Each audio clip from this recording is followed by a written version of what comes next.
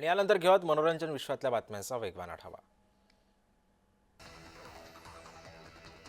ऐश्वर्या रायनंतर अभिषेक बच्चनला सुद्धा दिल्ली उच्च न्यायालयाकडून मोठा दिलासा मिळाला आहे। वैयक्तिक हक्कांच्या संरक्षणासाठी अभिषेक बच्चननं याचिका दाखल केली होती, त्यावर आता सुनावणी झाली आहे। दिल्ली उच्च न्यायालयानं ऑनलाईन प्लॅटफॉर्मवर अभिनेत्याचं नाव, फोटो आणि आवाज त्याच्या परवानगीशिवाय वापरण्यास आता थेट बंदी घातली आहे आणि याच पार्श्वभूमीवरती सध्या कोर्टामध्ये हा निर्णय झाला।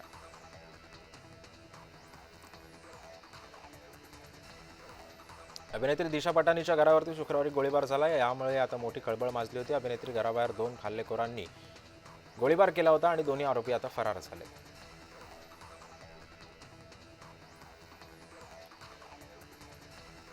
आरपार हा सिनेमा नुकताच चित्रपटगृहामध्ये प्रदर्शित झाला। यामध्ये ललित प्रभाकर, ऋता दुर्गुळे या प्रमुख भूमिकेमध्ये आहेत। चित्रपटामध्ये प्रेम आणि भावनिक संघर्ष आणि नात्यांमधल्या गुंतागुंत दाखवण्याचा प्रयत्न करण्यात आला। प्रसिद्ध अभिनेत्री अंकिता लोखंडेच्या नवऱ्याची तब्येत बिघडली। विकी जैनला रुग्णालयामध्ये दाखल करण्यात आले। त्याचा मित्र अभिनेता समर्थ जुरैलनं एक व्हिडिओ सुद्धा सोशल मीडियावर शेअर केला। मराठी रंगभूमी आणि सिनेमातील ज्येष्ठ अभिनेते दिलीप प्रभावळकर यांच्या दशावतार या चित्रपटामुळे ते पुन्हा एकदा चर्चेत आलेत। मी एक कलाकार झालो, पण ते बघायला बाबा नव्हते, अशी भावना सुद्धा त्यांनी एका मुलाखतीमधून व्यक्त केली। विजय कलमकर दिग्दर्शित कुर्ला टू वेंगुर्ला या चित्रपटाचा ट्रेलर नुकताच प्रदर्शित झालाय। या चित्रपटामध्ये गावातील तरुणांचा लग्नाचा विषय हलक्या फुलक्या पद्धतीने मांडण्यात आला आहे।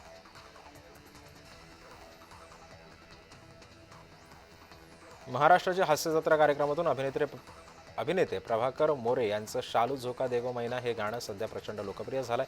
लास्ट ऑफ खांदा या चित्रपटातून हे गाणं प्रेक्षकांच्या भेटीला येणार आहे।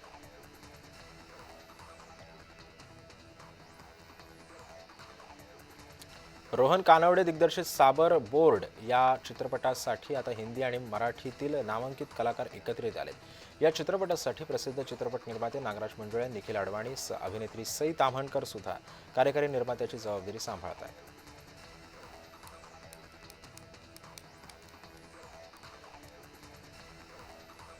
एक नवं गाणं इन्स्टाची स्टार प्रेक्षकांच्या भेटीला आलंय। या गाण्यामध्ये अंकिता मेस्त्री आणि अभिनेता जगदीश झोरे यांची जोडी पहिल्यांदाच या गाण्यातून समोर येते।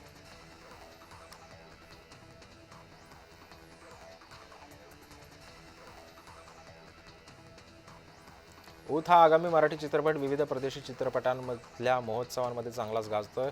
कान्स चित्रपट महोत्सवामध्ये या सिनेमानं डंका वाजवल्यानंतर आता श्रीलंका इंटरनॅशनल फिल्म फेस्टिवल 2025 मध्ये सुद्धा या चित्रपटानं आपली मोहर उमटवली आहे।